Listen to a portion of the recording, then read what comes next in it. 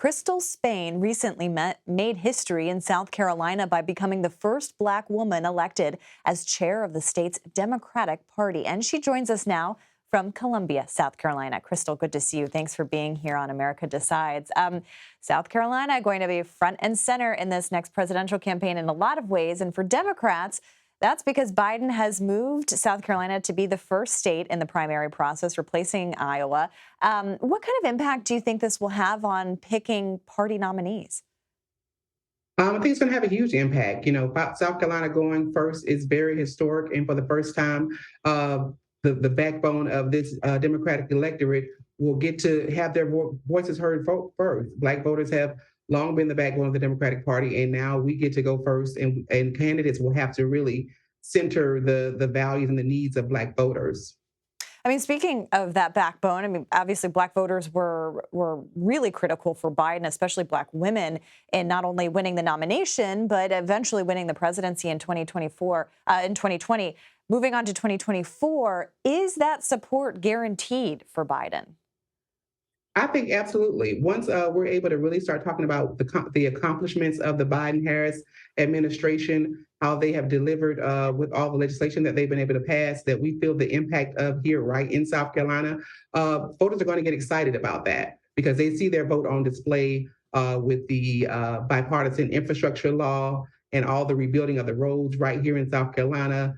The historic investment in HBCUs. South Carolina has 8 HBCUs, so we feel the impact of all the success the administration had, all the success the administration has had thus far. And anything you want to see them do differently? Anything that's lacking? We can always do a lot more, but I think that they're really on a path towards being successful, and we're just looking forward to rallying our voters for Biden in 2024. I'm curious too how Kamala Harris factors into all of this because she seems to be playing a more prominent kind of outward role. She was featured pretty heavily in that re-election campaign video. How are voters in South Carolina, feeling about how she's doing? She's someone that they want to see more of, less of?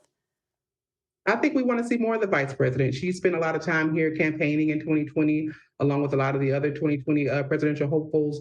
And so she has great relationships here in South Carolina. So we enjoyed seeing her in 2021. She spoke at one of our dinners last year, and it was exciting. Voters were excited to see her. So I definitely believe that she'll be a rallying force moving forward. South Carolina has also been in the news because of an interesting dynamic. Obviously, abortion in light of Dobbs has been something that all states are grappling with. But South Carolina has a Republican governor, Republican legislature, and yet there have been Republicans in the legislature blocking abortion restriction bills. I'm curious what you make of that, what that says about the dynamics in South Carolina. And do you think that is something that will kind of remain, or do you think eventually they'll pass some kind of law? Well, I know right now Republicans are fighting right now to get that abortion ban passed over at the South Carolina State House, and Democrats are fighting back every day to keep that from happening. And I know that it is a mobilizing issue here for voters in South Carolina because women, doctors, parents, everybody's fighting tooth and nail to stop that. So I'm hoping that that won't be the case, but we're really fighting to stop those extreme abortion bans. And some Republicans pushing back on it as well in the state. Well, Christale Exactly. Spain, I know that we will talk to you a lot over the course of these primaries as they heat up. Thank you so much for your time. Thank you for having me.